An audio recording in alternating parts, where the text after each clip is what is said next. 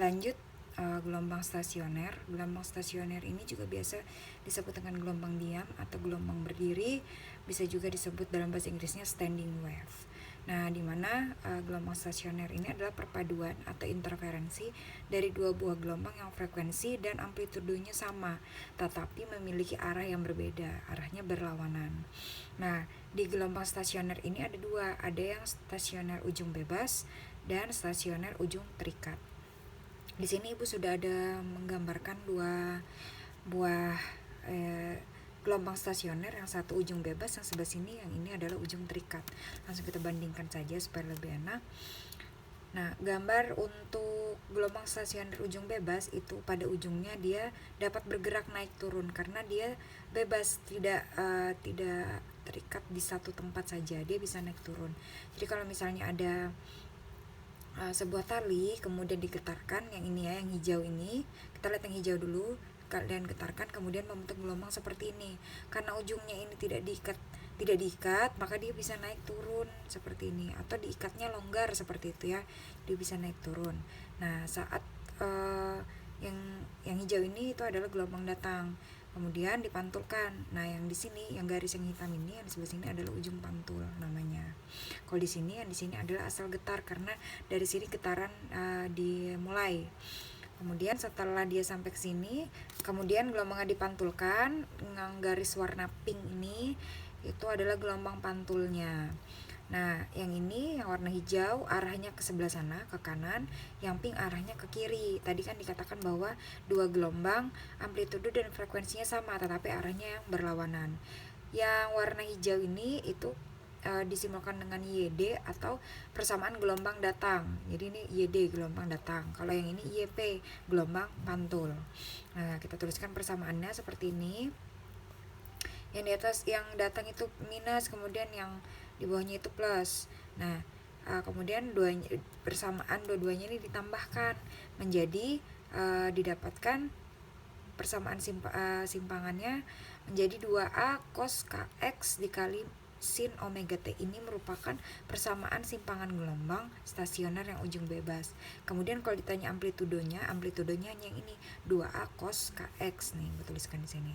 Kemudian untuk yang ujung terikat, mohon maaf, lupa, kalau misalnya ujung stasioner bebas ini yang terbentuk duluan dari ujung pantulnya di sebelah sini adalah perut. Nah, ini perut. Nah, yang setengah lingkaran yang ini perutnya, ini simpulnya. Jadi yang terbentuk duluan adalah perut. Kemudian untuk yang stasioner ujung terikat itu yang terbentuk duluan adalah simpul. Nah, ini yang titik-titik yang warna hitam di tengah ini adalah simpul namanya. Kalau yang bulatnya yang ini adalah perutnya. Nah, pada gelombang stasioner terikat ini asal getarnya, misalnya digetarkan nih sebuah tali yang diikat, jadi ujungnya ini terikat, tidak bisa naik turun, tidak bisa kesana kemari karena dia terikat di sini. Nah, kemudian setelah diberikan getaran ada juga gelombang pantulnya yang warna pink ini yang hijau arahnya ke kanan dan yang pink ini arahnya ke kiri. Ini yang datang, ini yang gelombang pantul. Sama tadi persamaannya juga kita tuliskan. Nah, gelombang pantulnya ini berbeda, A sin min omega t min kx, dua-duanya ditambahkan. Tentu didapatkan persamaan simpangan gelombang stasioner ujung terikat, yaitu 2A sin kx dikali cos omega t. Nah, di sini amplitudonya 2A dikali sin kx. Jadi di sini nanti kalau misalnya di soalnya itu ada dua macam. Apakah nanti persamaannya itu bisa dua seperti ini? Jadi nanti di soal misalnya diketahui persamaan gelombang datang dan persamaan gelombang pantul, maka harus dicari dulu persamaan simpangan gelombang stasionernya, apakah itu ujung bebas atau terikat. Nah, nanti setelah dijumlahkan dua-duanya kan akan muncul yang seperti ini. Tapi kan kita nggak tahu apakah itu terikat, apakah dia bebas. Nah, jadi di dalam soal nanti untuk menentukan apakah dia terikat atau bebas itu Ibu punya caranya untuk mempermudah kalian daripada menghafal yang seperti ini. 2A cos kx kali sin omega t. Jadi kalau misalnya nanti di satu soal ada udah persamaannya, persamaan simpangan gelombangnya, tapi belum tahu apakah itu bebas apa ujung terikat. Jadi caranya seperti ini. Kita harus lihat dulu tanda, kalau dua persamaan gini ya, misalnya yang di sini dulu yang di ujung bebas. jika tanda plus minusnya atau yang berbeda tanda itu yang nempel dengan X, maka itu ujung bebas. Maksudnya seperti apa? Misalnya di sini. Nah, ini kan ada perbedaan tanda di sini ya. Yang ini yang KX dan KX di atas yang bawah. Jadi kan beda. Yang di atasnya itu negatif, yang di bawahnya positif. Nah, yang ini yang Bu bilang tadi, jika tanda plus minusnya itu berbeda dan nempel dengan yang ada X-nya. Nah, ini kan yang beda kan KX ya. Nah, ini juga yang di atas negatif, yang di bawah positif. Jadi yang berbeda itu adalah KX-nya. Maka dia akan menjadi gelombang simpangan gelombang stasioner ujung bebas. Nah, kalau misalnya dia plus minusnya itu dekatnya dengan T, maka ujungnya terikat. Nah, kita lihat nih misalnya di sini. Ini kan yang beda tanda yang mana? Yang beda tanda kan omega T ini ya, yang di atas positif, yang di bawah negatif. Yang ini kan sama semua nih tandanya. Ini aja yang beda, Nah, yang bedanya omega T, nempelnya sama T. Berarti dia termasuk ujung terikat. Terus ada lagi caranya satu. Nah, kita lihat persamaan yang ininya. Apabila cosnya itu nempel di X, maka dia ujung bebas. Nah, kita lihat cosnya. Cosnya yang di sini kan nempelnya cos KX ya. Cos KX, maka karena dia nempelnya di X, maka dia termasuk gelombang stasioner ujung bebas. Kalau yang di sini kan cosnya sama omega T nempelnya, bukan sama X, maka dia termasuk yang terikat, ujung terikat. Jadi itu untuk lebih mempermudahnya, kalian bisa pakai cara yang ini. Terserah, silakan dipilih yang mana yang lebih mudah menurut kalian. Nah, untuk Ibu perjelas lagi letak simpul dan perutnya, Ibu ambil salah satu contohnya. Ini adalah gambar yang ujung terikat, stasioner ujung terikat. Jadi kalau misalnya gambar seperti ini, yang mana simpul, yang mana perut, ujung pantul, dan asal getar, itu kalian harus paham betul. Karena kalau misalnya nggak paham yang 4 ini, letak-letaknya di mana itu tidak bisa menjawab soal nanti. Jadi harus paham. Nah, kalau misalnya ada gambar seperti ini, yang ujung yang ini, yang di sini itu namanya ujung pantul. Nah, kalau yang di sini adalah asal getar. Jadi asal getar mulanya dari sini. Saat kita getarkan itu kan dari sini. Yang ini kan diikat di tiang misalnya aja dianggap di tiang gitu.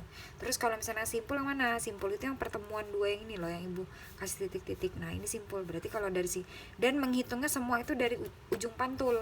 Misalnya berarti kan simpul ke-1, simpul ke-2, simpul ke-3, simpul ke-4, seperti itu seterusnya. Nah, kalau yang perut itu yang melingkaran ini. Nah, lingkaran ini namanya perut. Kalau misalnya yang ini berarti kan ini perut 1, perut 2, perut 3, perut 4, dan seterusnya seperti itu. Semuanya itu dihitung dari ujung pantul, bukan dari asal getarnya. Kalau kalian hitung dari asal getarnya itu salah ya. Jadi sekali lagi dihitung dari ujung pantulnya semua. Kalau sekarang kita mau membahas tentang cara mencari jarak simpul atau perutnya. Jadi pada ujung bebas yang terbentuk duluan itu adalah perut. Nah, seperti gambarnya ini tadi, nah yang terbentuk duluan maksudnya dari ujung pantul ya, itu adalah perut. Nah, kalau misalnya yang dari terikat itu adalah simpul dulu, ini kan perut dulu. Nah, kalau misalnya yang ditanyakan adalah jarak perut dari ujung pantul, berarti jarak perut dari yang sini tadi ya, jarak perut dari ujung pantul itu rumusnya seperti ini. Jarak perut sama dengan 2N lambda per 4. Nah, N-nya ini itu dihitungnya dari 0, 1, 2, 3, 4, 5. Jadi kalau misalnya nanti X perut pertama, misalnya ditanyakan jarak perut pertama, berarti N-nya itu adalah 0 ya, bukan dimulai dari 1. Jadi ingat, dimulainya dari 0. Kalau misalnya X perut kedua, berarti 1 N-nya di sini. Nah, sama yang ini juga. Kemudian untuk yang jarak simpul dari ujung pantul masih yang bebas ya, itu XS jarak simpul sama dengan dalam kurung 2N plus 1 dikali lambda per 4, sama N nya ini tadi juga dari 0, 1, 2, 3, 4, 5, bukan dari 1. Jadi kalau misalnya jarak simpul pertama, maka N yang di sini adalah 0. Terus kalau yang ditanyakan jarak simpul kedua misalnya, berarti N nya di sini adalah 1. Atau kalian bisa juga nganggapnya gini, N ini adalah S kurang 1 gitu. Jadi kalau misalnya S, maksudnya S tuh simpul keberapa gitu. Misalnya simpul pertama berarti kan N-nya ini yang 1 tuh, yang 1 simpul pertama dikurang aja 1 yang S ini, maka dia jadi 0 gitu ya. Tapi Ibu tuliskan aja ini, jadi nanti kalian langsung bisa lihat. Pokoknya ingat aja N itu bukan dihitung dari 1 tapi dari 0. Nah, kemudian untuk ujung terikat semuanya sama saja sebenarnya. Rumusnya itu yang membedakan yang di depannya ini saja, yang di belakangnya sama, lambda per 4 semua. Nah, yang keempat-empatnya lambda per 4. Tapi harus diingat bahwa ujung terikat atau ujung bebas itu berbeda. Kalau ujung terikat yang terbentuk duluan adalah simpul. Nah, ini gambarnya ujung terikat nih. Yang terbentuk duluan adalah simpul. Nah, kemudian untuk jarak simpul dari ujung pantul, jarak simpulnya 2n dikali lambda per 4. Jadi di sini kalau yang ini tadi kan karena terbentuk duluan perut, maka perutnya yang 2n. Nah, kalau yang ini karena simpul duluan, maka simpulnya yang 2n lambda per 4. Sama, n-nya juga dari 0, tidak ada yang dari 1. Pokoknya semuanya n-nya yang di 4 rumus ini semuanya harus dari 0. Jadi kalau misalnya x simpul pertama berarti 2 dikali 0 dikali lambda per 4. Kalau misalnya x simpul kedua berarti 2 dikali n-nya itu 1 lambda per 4. Sama yang di sini juga jarak perut dari ujung terikat seperti ini rumusnya. Cuman kalau jarak perut pada ujung terikat itu 2n plus 1 lambda per 4 seperti itu. Jangan terbalik antara yang ujung bebas dan ujung terikat, kalian harus ingat betul. Nah, untuk lebih pahamnya, supaya lebih paham tidak menerawang-nerawang, kita masuk ke contoh soal yang pertama. Nah, sebuah tali digetarkan dan menghasilkan gelombang stasioner dengan persamaan 20 sin 4T kali cos 2X. Ditanyakan jarak perut pertama dari ujung pantul. Jarak perut pertama dari ujung pantul. Tapi kan kita belum tahu apakah gelombang stasionernya ini dari yang bebas atau yang terikat, kan belum tahu. Berarti kita harus tentukan dulu apakah ini gelombang stasioner terikat atau yang bebas. Caranya itu pakai yang cara unik yang kata ibu. Kalau misalnya kita lihat, buka lagi, misalnya pakai yang ini nih. Apabila cosnya nempel di X, maka ujung bebas. Kita lihat dulu X-nya yang mana. X-nya kan yang ini nih. Dia nempelnya sama cos, bukan sama sin-nya. Berarti dia cos 2.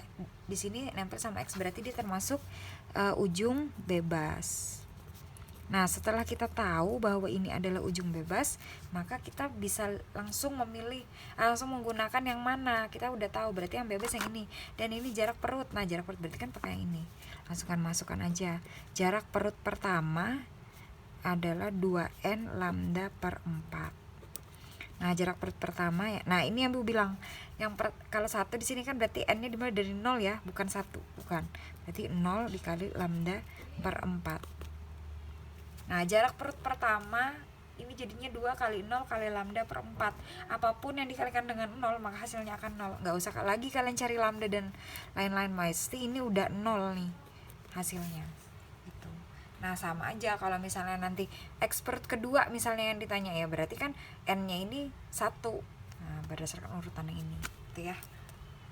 Kita ke contoh soal berikutnya. Tali panjangnya 116 cm digetarkan sehingga menghasilkan gelombang stasioner Y sama dengan 8 cos 20 AT sin 1 per 24 px dengan X dan Y dalam cm dan T dalam second. Tentukan. Ada A sampai H poinnya. Oke, kita tentukan langsung aja. Yang pertama katanya tentukan amplitudo, panjang gelombang, frekuensi, dan cepat rambatnya. Oke, yang pertama kita tuliskan dulu persamaan gelombang umumnya. Kemudian kita lihat dulu nih, di sini kan persamaannya 8 cos 20 pt sin 1 per 24 px. Nah, kita lihat cosnya nempelnya sama X apa enggak? Ternyata enggak. Di sini sama T. Kita pakai yang tadi untuk menentukan apakah ini stasioner ujung terikat atau ujung bebas. Ternyata cosnya di sini dekatnya sama T, berarti di sini ujung terikat. Nah, kalau ujung terikat kita tuliskan persamaan simpangan gelombang stasioner yang ujung terikat itu Y sama dengan 2A sin KX min kali cos omega T. Nah, habis itu kita tulis yang ini 8 cos 20 pt sin 1 per 24 px, atau langsung dikalikan aja, berarti pi per 24 gitu, per 24x. Nah, kalau kayak gini kita tentukanlah amplitudonya dulu. Nah, ini yang poin yang A ya. Poin A. Nah, amplitudo di sini kan di sini 8, tapi 8 ini kan 2A di sini, berarti amplitudonya itu 8 dibagi 2. Nah, kan kalau 2A, nah ini kan 2A kan sama dengan 8. Berarti kalau A-nya sama dengan 8/2. Berarti di sini amplitudonya adalah 4 cm. Ini amplitudo. Kemudian kita hitung yang kedua adalah apa ini, panjang gelombang. Nah, kita lihat dulu kalau mencari panjang gelombang itu kan dari yang ini ya, dari yang ini, yang pi/24x, karena itu adalah k-nya. Jadi kita tulis dulu di sini k sama dengan pi/24. Dilihat lagi rumusnya yang seperti tadi tuh, maka k-nya sama dengan 24. Terus k ini kan 2pi/lambda ya, 2pi/lambda. Kemudian ini pi/24. Nah, lambdanya berapa? Berarti kan ini bisa dicoret. Ini 24 kali 2, berarti 48 cm lambdanya. Nah, kemudian selanjutnya kita cari frekuensi. Frekuensi ini kita lihat dari yang ini, yang omega T ini. Nah, omeganya adalah 20pi. Nah, omega itu kan rumusnya 2pi F. 20pi. Berarti F sama dengan, ini hilang, 20 bagi 2, 20 Hz. Nah, kalau udah dapat F-nya, udah dapat lambdanya juga, bisa kita hitung cepat rambatnya. Cepat rambatnya itu adalah lambda dikali F. Lambdanya 48. Mohon maaf ibu salah tulis yang ini, kan 20 bagi 2 kan 10. Salah. Nah, ini yang cepat rambatnya langsung 48 dikali 10, 480 cm per sekon, karena tadi pakai cm ya. Nih, X nya dalam cm. Nah, kita ke poin B. Nah, poin B ini adalah amplitudo hasil interferensi pada jarak 108 dari asal getar. Ingat, ini kan dari asal getar. Ibu tadi sudah menjelaskan yang materi yang stasioner yang ini tadi, semua diukur dari ujung pantulnya, bukan dari asal getarnya. Jadi di sini harus diperhatikan. Oke, kita tulis dulu persamaannya. 2A sin kx dikali cos omega t. Ujung terikat tadi ya, ini udah ditentukan. Oke, kemudian kita cari amplitudonya. Nah, kalau amplitudonya kan 2A sin kx. Berarti amplitudo, masukkan 2A tadi 8, sin k-nya 2, k-nya tadi pi per 24x. Kemudian kita masukkan 8 kali sin. Nah, yang pi ini nilainya 180. Pi ini nilainya 180 derajat. Ingat, ini nilai pi.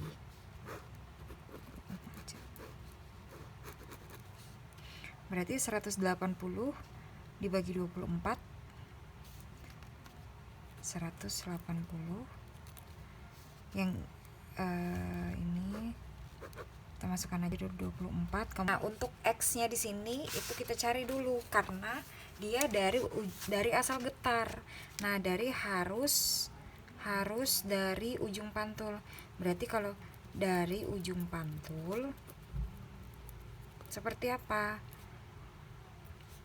X-nya itu kita kurangkan L keseluruhan dikurang dengan ini tadi, kan jarak 108 dari asal getar katanya. Berarti dikurang 108. Berarti X-nya keseluruhan kan tadi panjangnya 116. Berarti 116 dikurang 108. Nah, di sini dapat X-nya. X-nya adalah 8 cm, baru dimasukkan sini 8. Ini dengan ini kan sisanya 3 ya. Berarti Y sama dengan 8 180 dibagi 3 itu kan 60. Nah, ya sama dengan sin 60 itu adalah setengah akar 3. Bisa kita ini 8 bagi 2, 4 akar 3 cm. Nah, ini adalah amplitudo dari hasil interferensinya. Kalau di sini kan dari asal getar katanya.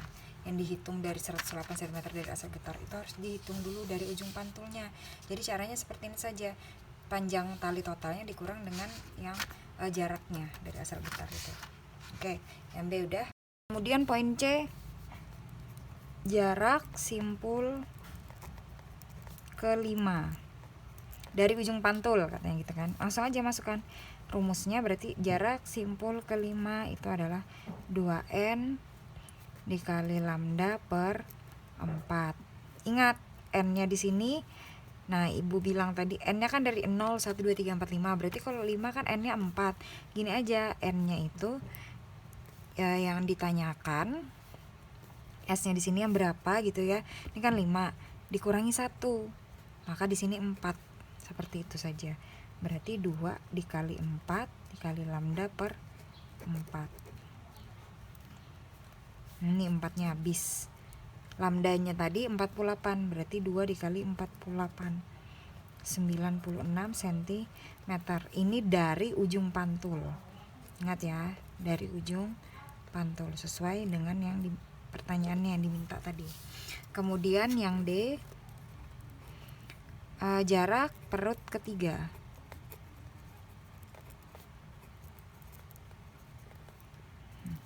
Langsung masukkan aja XP3 2N plus 1 lambda per 4. Ingat, berarti 2 N-nya berarti kan 3 kurang 1, berarti 2 ditambah 1. Lambdanya 48 per 4 sama dengan ini 5 kali 12 60 cm. Nah, itu kalau pakai rumus. Nah, Ibu mau kasih cara kalau misalnya kalian kurang ingat gitu rumusnya, kurang tidak terlalu suka menggunakan rumus, ada caranya tapi menggunakan gambar. Nah, ini cara lainnya ya. Cara lain untuk yang C ini. Jadi kita gambarkan, dia mintanya di situ simpul ke-5 kan. Berarti kita gambar sampai simpulnya ada 5. Karena dia ujung terikat, maka yang pertama kali dibentuk dari ujung pantul ini adalah yang perut simpul maksud 1 2 3 4 5. Nah, ini yang ditanyakan. Gambar aja kayak gini. Oke. Terus gelombang pantulnya. Nah, simpul ke-5 kata 1 2 3 4 5. Maka yang di sini kan. Nah, jaraknya dari sini ke sini berapa katanya gitu. Ini simpul ke-5. Nah, caranya kita hitung dulu dari ujung pantul sampai ke simpul ke-5 ini membentuk berapa lambda, membentuk berapa gelombang. Kita hitung. Nah, lambdanya kita cari dulu. Di sini membentuk berapa gelombang. Kalau gelombang kan satu bukit satu lembah. Ini 1 2, berarti ada 2 gelombang. Berarti di sini membentuk 2 lambda. Nah, kita cari berarti untuk X simpul ke XS, jarak simpul ke-5 itu adalah 2 lambda. Gitu aja. Nah, 2 lambda berapa? 2 dikali 48 sama 96 cm. Nah, sama kan dengan yang di atas. Kita coba yang ini lagi. Ini katanya jarak perut ketiga yang terikat, berarti kita gambar dulu sampai perut ketiga. 1 2 3.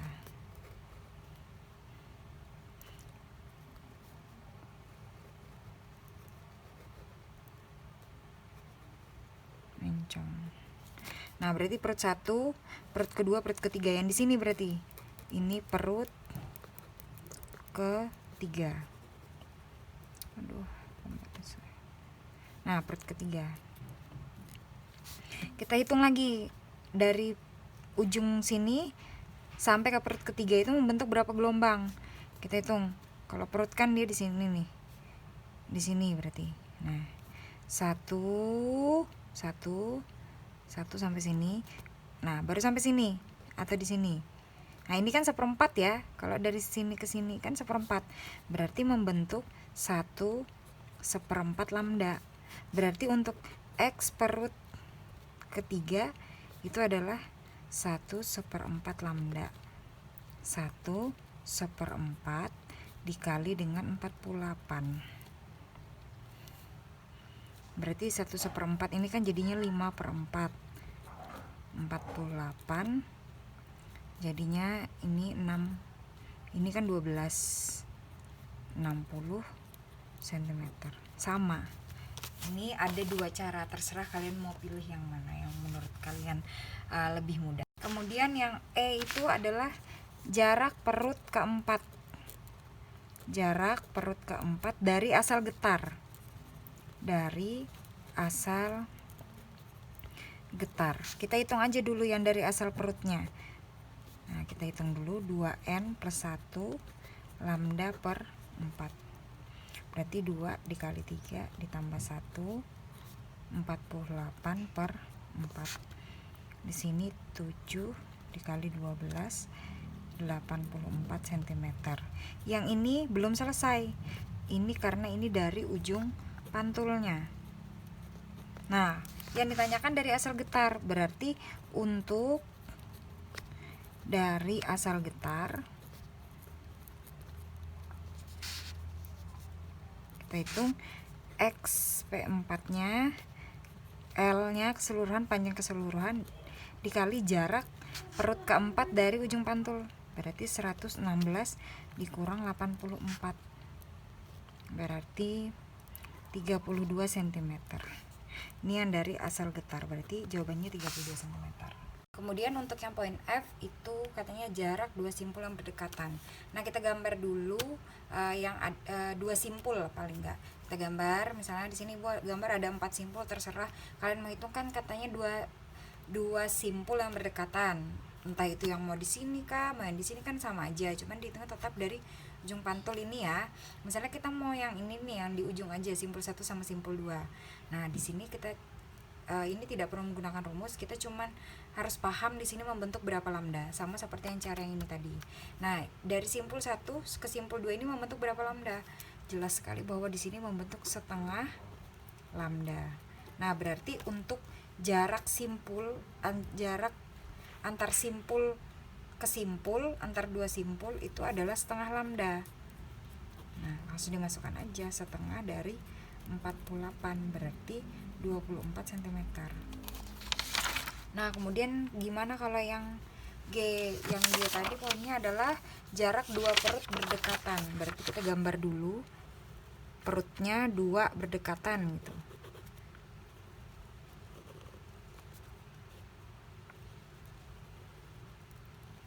Nah, misalnya gini, ini kan ada 3 perutnya. Kita ini aja yang dari sini ke sini, misalnya ini kan perut nih.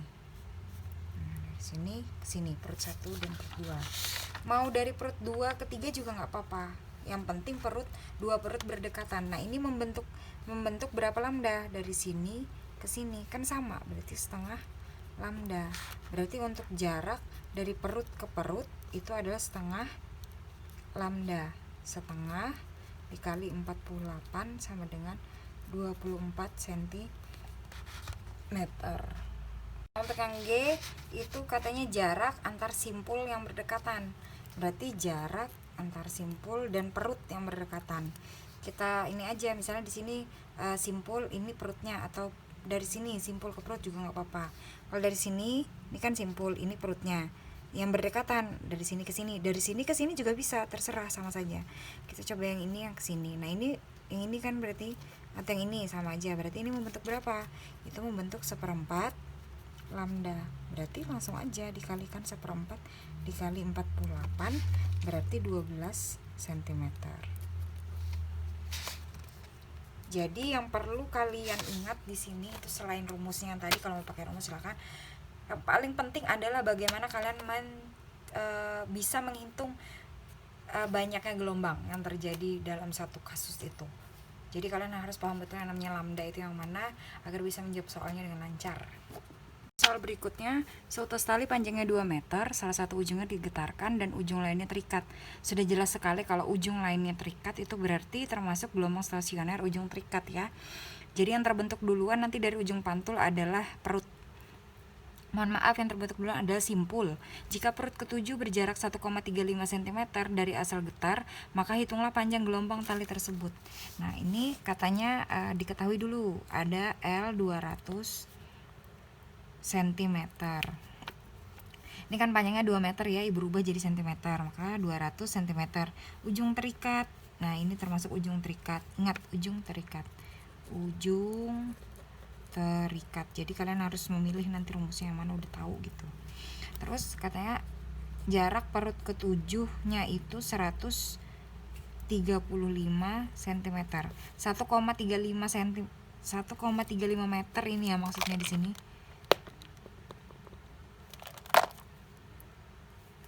Itu adalah 135 cm. Ini dari asal getar. Nah, kemudian ditanyakan lambdanya berapa. Oke, kalau misalnya pakai, kita hitung dulu karena ini kan dari asal getar ya, berarti X perut ketujuh kalau dari ujung pantul itu L seluruhnya, panjang seluruhnya dikurang dengan 135. Nah, panjang seluruhnya adalah 200 dikurang 135 cm. Itu 65 cm. Nah, udah dapat X perut ketujuh.